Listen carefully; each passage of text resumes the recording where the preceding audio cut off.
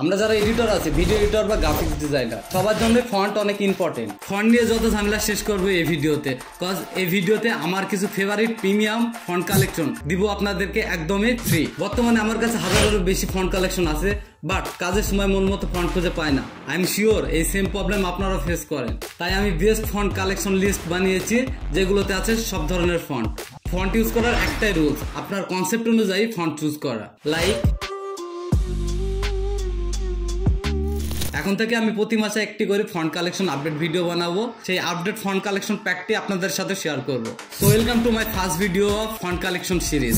So এই ভিডিওর 25 premium font কালেকশনের সাথে আপনাদের ইন্ট্রোডিউস করে দিই।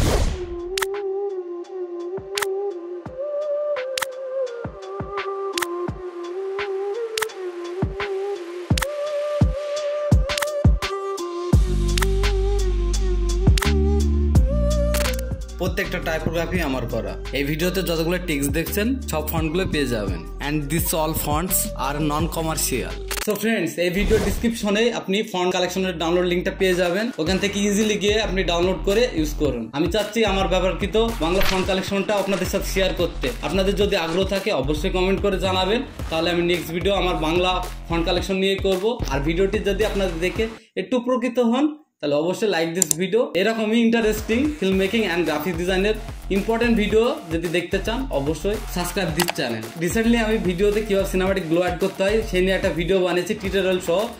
একটা নর্মাল বোরিং ফুটেজে কালার গ্রেডিং আর একটু গ্লো এফেক্ট অ্যাড করলেই হয়ে যাবে সিনেমাটিক বা ড্রিমি লুক।